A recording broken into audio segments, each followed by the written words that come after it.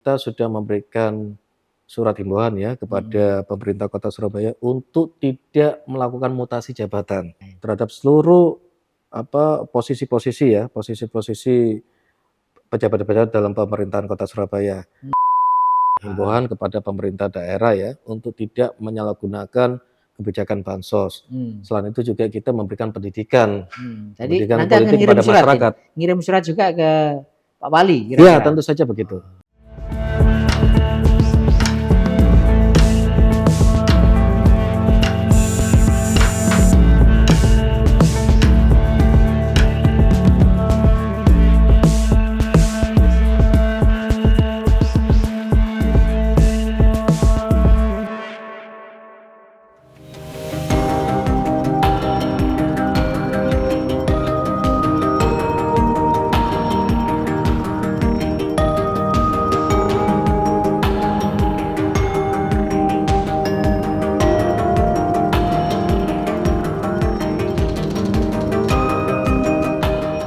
Assalamualaikum warahmatullahi wabarakatuh, Tribuners dan pemirsa harian Surya dimanapun berada.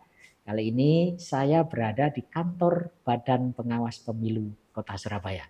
Kita tahu 6 bulan lagi Pilkada serentak 2024 akan berlangsung di seluruh Indonesia, termasuk Jawa Timur dan tentunya di Kota Surabaya. Dan bagaimana kita ingin mengetahui perkembangan persiapan Pilkada serentak itu, saya sekarang sudah bersama Mas Nofli Bernardo Tyson, Ketua Bawaslu Kota Surabaya. Selamat pagi. Selamat pagi, Mas. Waalaikumsalam. Salam sehat, salam merdeka. Wah, ini salam semangat. Ya. Mas Tyson, ya. Mas Nofli ya, boleh saya sebut Mas Nofli. Berkaca di pemilu serentak 2024 Februari kemarin, kira-kira crucial point apa ya Mas Nofli yang menjadi catatan sehingga nanti di Pilkada serentak November tanggal 27 ini makin berjalan lancar dan kondusif? Ya, terutama beberapa hal ya catatan dari evaluasi pemilu serentak 2024 yang telah berlangsung. Sebagaimana untuk persiapan kita di Pilkada 2024 juga, yang pertama terkait dengan integritas penyelenggara pemilu ya, itu yang harus kita utamakan ya, yang mana penyelenggara ini merupakan wasit pengadil sebuah kompetisi ya, kompetisi tentunya sebagai wasit dia harus bisa mengedepankan nilai-nilai keadilan, memposisikan setara bagi semua peserta calon kepala daerah yang akan berkompetisi dalam Pilkada serentak. Kemudian yang kedua terkait dengan bagaimana kita mengantisipasi potensi-potensi pelanggaran, ya, potensi-potensi pelanggaran dengan modus yang baru, terkait dengan katakanlah misalkan pemakaian media ya, pemakaian media untuk kampanye terselubung calon-calon. Itu tentu saja kita antisipasi nantinya, karena kita tahu bahwa masyarakat Indonesia adalah masyarakat yang konsumtif terkait dengan teknologi ya. Dari mulai usia anak-anak, remaja maupun orang tua, itu mereka selalu memakai tenaga IT ya, handphone ya. Nah, yang mana kita tahu bahwa media sosial ini kan luar biasa sebagai instrumen kampanye ya, bisa memunculkan kampanye yang positif, bisa juga sebagai instrumen untuk mengkampanyekan hal yang negatif. Ini yang perlu kita antisipasi bersama. Khusus di potensi pelanggaran lewat media sosial, Mas Nofli, sebetulnya masih debatable ya, apakah itu melanggar apa enggak? Karena kan yang kita tahu memang aturan terkait itu belum saklek ketika off print ya, tidak di media sosial ya. Sebetulnya persiapan untuk antisipasi itu apa saja Mas yang sudah dilakukan? Ya, tentu saja yang kita tahu bahwa kampanye media memang ada ruang untuk itu ya, difasilitasi untuk itu, dan regulasi mengatur hal tersebut. Tetapi yang dititik beratkan adalah bagaimana kita mengantisipasi akun-akun yang tidak terdaftar, akun-akun yang sengaja dimunculkan untuk mengadu domba, mengkampanyekan hal-hal negatif untuk menyerang salah satu ya. pasangan calon. Bisa itu black campaign, bisa itu negatif campaign, tergantung kepentingan dari kompetitor dalam konstelasi tersebut. Catatan kritisnya adalah sebetulnya berkampanye atau mempromosikan salah satu kandidat itu boleh, tetapi lewat akun yang terdaftar atau resmi, Mas Nofri. Iya, penegasannya itu ya sebetulnya. Betul. Dan juga ada apa di media sosial juga ada di katakanlah kampanye di ini ya media cetak, media elektronik itu memungkinkan dan itu diatur oleh undang-undang. Tetapi yang kita titik beratkan adalah bagaimana kita mengantisipasi akun-akun medsos di luar itu yang mana bisa disalahgunakan oleh calon untuk menyerang kompetitor yang lain. Black campaign ya atau negatif campaign. Mas Nofri, di luar itu sampai saat ini tahapan pilkada serentak di Surabaya terkait dengan Bawaslu sudah sampai apa tahapannya ini, Mas? Ya, tahapan yang saat ini sedang berlangsung terkait dengan pendaftaran pencalonan perseorangan. Nah, kemarin kita sudah mengawasi tahapan tersebut dan ada 2 pendaftar perseorangan ya yang mendaftarkan diri ke KPU Kota Surabaya. Siapa, Mas? Tetapi pada saat sudah jenjang penyerahan berkas dukungan, 2 calon perseorangan itu tidak memenuhi syarat sehingga tidak dilanjutkan ke tahapan berikutnya. Sampai saat ini berarti belum, tapi ini masih sudah bisa dipastikan bahwa tidak ada calon perseorangan di Kota Surabaya karena tidak memenuhi syarat dukungan. Kemudian yang kedua, saat ini sedang berlangsung proses perekrutan penyelenggara ad hoc ya di tingkat kecamatan. Jadi berbeda dengan KPU, kalau KPU dia melakukan perekrutan ulang untuk penyelenggara ad hoc tingkat PPK, kecamatan PPK. Tetapi di kami, di Bawaslu, kami ada 2 metode dalam proses perekrutan Panwaslu kecamatan. Yang pertama, evaluasi ex-testing. Yang artinya sudah terpilih di pemilu kemarin. Ya, yang masih incumbent itu kita evaluasi. Kita evaluasi kinerjanya. Nah, jikalau kita anggap penilaian kami bahwa kinerja mereka tidak ada masalah gitu ya, tidak memadai atau ada catatan buruk, maka kita tidak bisa mengikutsertakan mereka dalam tahapan pemilu kada serentak ini. Nah, bagi yang penyelenggara yang sudah masuk dalam evaluasi dan kami anggap ada catatan dan tidak memungkinkan untuk dilanjutkan, maka kami akan melakukan perekrutan ulang di beberapa kecamatan sesuai dengan kebutuhan. Sesuai dengan kapan ini, Mas? Deadline-nya sudah berlangsung saat ini. Tapi belum ketahuan ya mana kecamatan yang sudah ada 21 kecamatan yang melakukan perekrutan ulang. Kita sudah evaluasi dari 31 kecamatan. Kita evaluasi. Ada juga yang 1 kecamatan kita anggap ada sekitar 2 orang yang tidak memenuhi syarat sebagai penyelenggara ad hoc lagi, atau bisa juga 1 kecamatan bisa 3-3-nya atau hanya 1 saja. Nah, dari 31 kecamatan itu tersaring 21 kecamatan.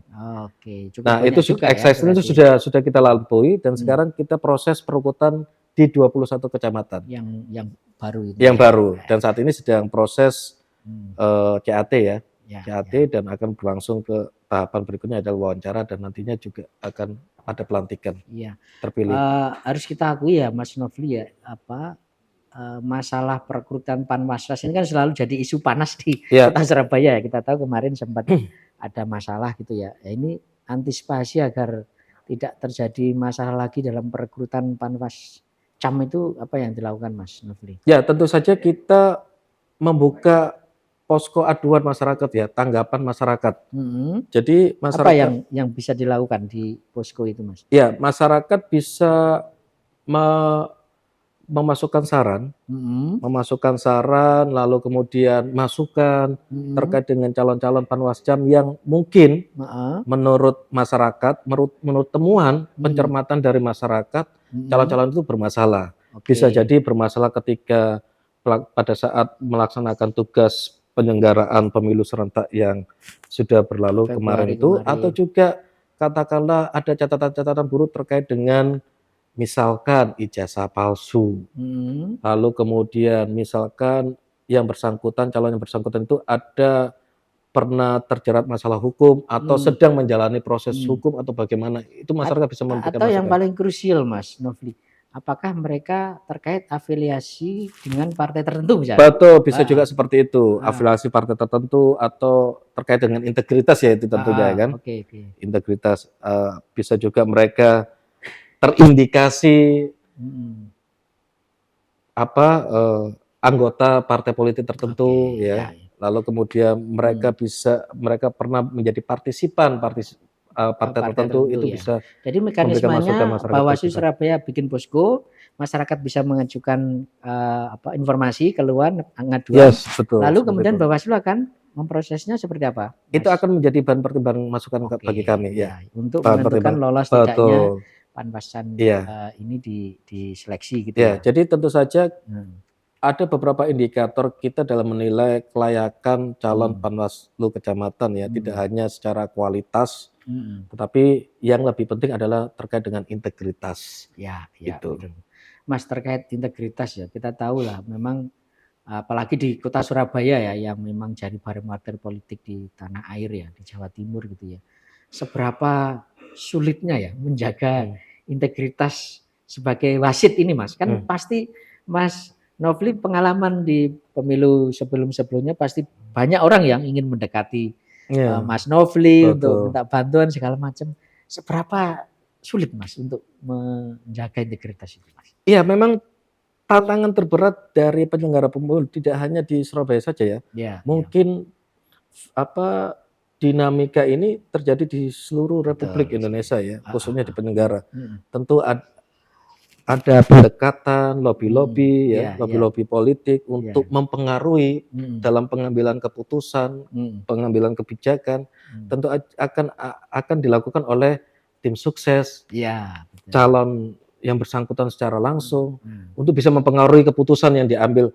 Mungkin misalkan dalam proses penanganan pelanggaran atau mhm. katakanlah dalam dalam kaitannya mereka berkampanye Iya, iya, ataupun yang lainnya lah ya. heeh. Nah, ini merupakan tantangan. Iya, iya, iya. Tantangan tidak hanya di kami Bawaslu Kota Surabaya, tetapi juga di jajaran ad hoc. Oleh karena itu, pesan kami selalu kepada jajaran-jajaran pengawas di ad hoc bahwa integritas sebagai penyelenggara pemilu itu harus dipegang, Iya, iya, iya. benar-benar Iya, iya. harus dijunjung tinggi. Karena apa? Karena marwah kelembagaan itu yang Mhm. dipertaruhkan di sini. Iya, iya, iya. Jangan sampai lalu kemudian kita yang menjadi wasit, pengadil, tetapi kita juga sebagai subjek pelaku Iya, dalam iya, permainan tersebut, betul. gitu. Mas Nofli, punya pengalaman khusus nggak ya terkait itu? Barangkali misalnya ada orang yang hubungi Mas Nofli lewat siapa Hmm, siapa atau, anggota komisioner yang lain hmm. atau, Panwasas yang kemudian dihubungi dan bagaimana ya cara menolak mereka sehingga mereka juga, tidak sampai kecewa berat gitu? Hmm. Punya pengalaman khusus begitu Mas Nofli? Iya, kalau pengalaman tentu pasti ada ya. Heeh, Jadi misalkan contoh heeh, ketika kita menangani suatu perkara ya, heeh, yang berkaitan dengan dugaan pelanggaran ya, iya, iya, dugaan pelanggaran pemilu, lalu kemudian kita dihubungi, ditelepon, lalu kemudian heeh. kita diajak keluar ya, diajak Ya itu, keluar. Nah, dari situ kita tidak pernah mengizinkan untuk bertemu tatap muka di luar. Jika oke, ingin berkonsultasi, oke. jika ingin meminta masukan Mmm, saran, mmm, silakan yang bersangkutan ke kantor. Nah, tentu mmm. tentu saja kita mempunyai kewajiban untuk memberikan masukan dan Iya, saran, iya, ya. iya, itu Jangan ya, sampai lalu kemudian rambu-rambunya ya. betul. Ya Mmm, meskipun dalam proses penanganan pelanggaran ya, mmm, tentu kita juga ketika ada orang yang ingin meminta masukan, pendapat mmm, ya kita nggak bisa menolak iya, gitu. iya.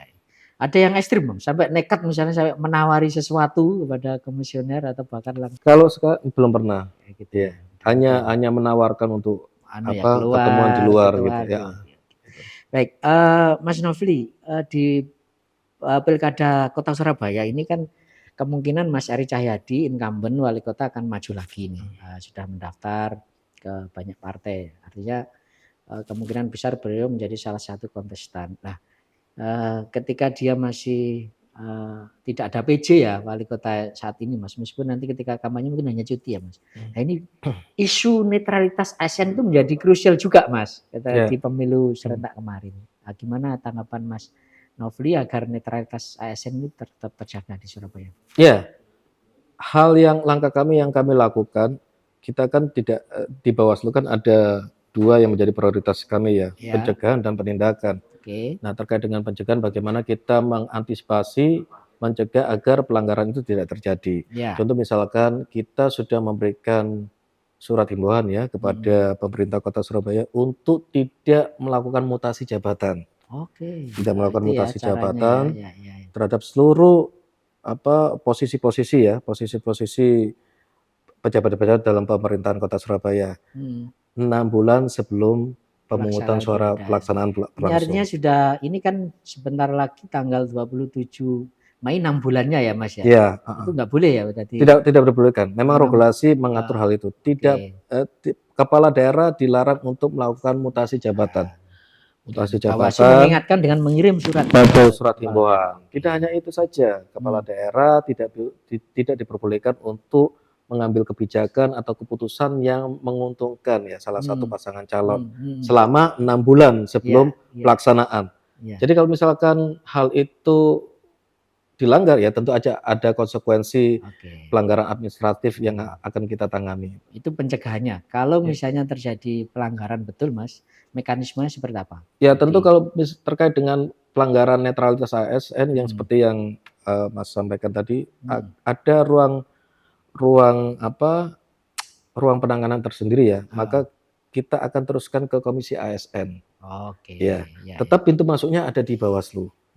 Ketika ada masukan laporan dari masyarakat, entah itu temuan dari pengawas di lapangan terkait dengan netralitas ASN, ASN terlibat dalam aktivitas kampanye, aktivitas politik, salah satu peserta pemilu kepala daerah itu bisa melaporkan ke Bawaslu. Ketika kita periksa dan ada indikasi ke arah sana, maka kita akan merekomendasikan teruskan ke Komisi ASN.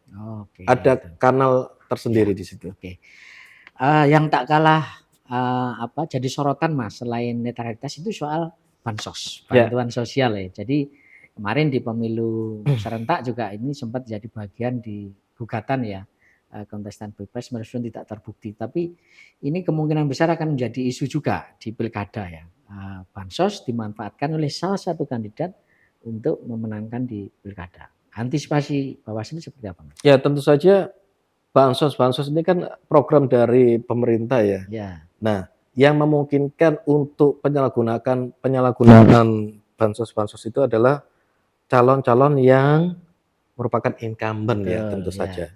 Incumbent kepala daerah, bisa juga orang-orang yang mempunyai akses langsung di pemerintahan, meskipun bukan incumbent ya. Tetapi tim sukses yang punya akses di pemerintahan yang mana bisa mempengaruhi kebijakan-kebijakan dalam pendistribusian bansos. Nah, bisa aja mereka mengemas bantuan bansos itu, kampanye dikemas dalam pemberian bantuan bansos, bisa juga seperti itu karena memang ada beberapa catatan ya terkait dengan hal itu, dan tidak hanya di 1-2 daerah, saya pikir potensi itu sangat memungkinkan ketika petahana maju kembali. Ya, sama halnya dengan netralitas ASN, dari sisi pencegahan apa yang dilakukan dan kalau terjadi pelanggaran seperti apa? Ya tentu saja kita yang pertama melakukan himbauan kepada pemerintah daerah ya untuk tidak menyalahgunakan kebijakan bansos. Selain itu juga kita memberikan pendidikan, Jadi pendidikan nanti politik kepada masyarakat. Ngirim surat juga ke Pak Wali? Iya tentu saja begitu. Ya. Nggak takut tersinggung Pak Wali? Loh Mas Nofli ini kok kirim kerja? Tidak, karena begini, ini merupakan bagian dari upaya Bawaslu. Pencegahan itu, upaya pencegahan itu yang harus kita kedepankan. Kita tidak melihat siapa itu wali kotanya ya, siapa yang sedang duduk dalam posisi wali kota sekarang, tetapi kita mengingatkan Iya, ya. Karena yang namanya kompetisi ini kan harus memposisikan semua peserta itu adil.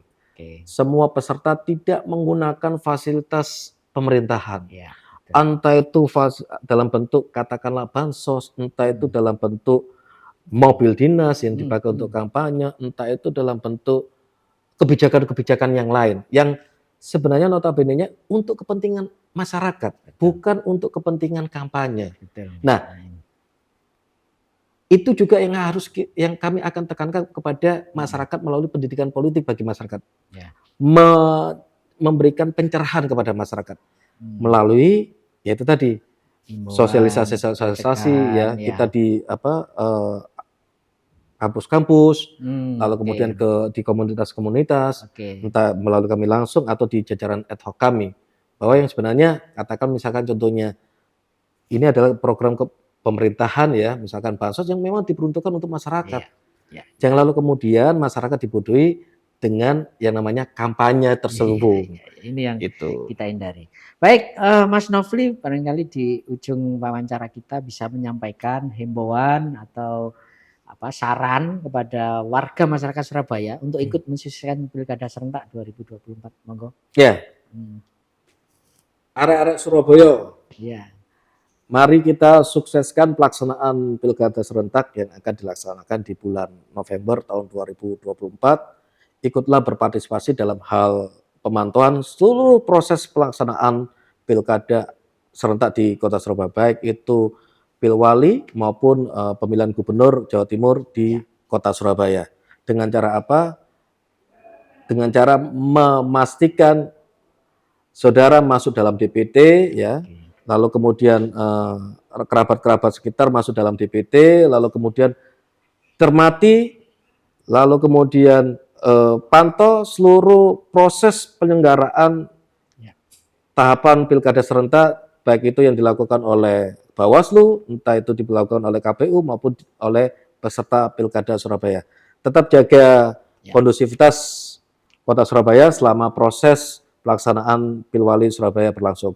Salam. Salam. Tribuners dan pemirsa Harian Surya, demikian obrolan saya dengan Mas Nofli Bernardo Tyson, Ketua Bawaslu Kota Surabaya. Seperti yang diharapkan oleh kita semua, Pilkada serentak 2024 akan berjalan sukses, jujur, adil, dan melahirkan pemimpin yang membawa kemaslahatan masyarakat, khususnya di Kota Surabaya. Saya Trimulyono, pemimpin redaksi Tribun Jatim Network, mohon undur diri. Assalamualaikum warahmatullahi wabarakatuh. Waalaikumsalam warahmatullahi wabarakatuh.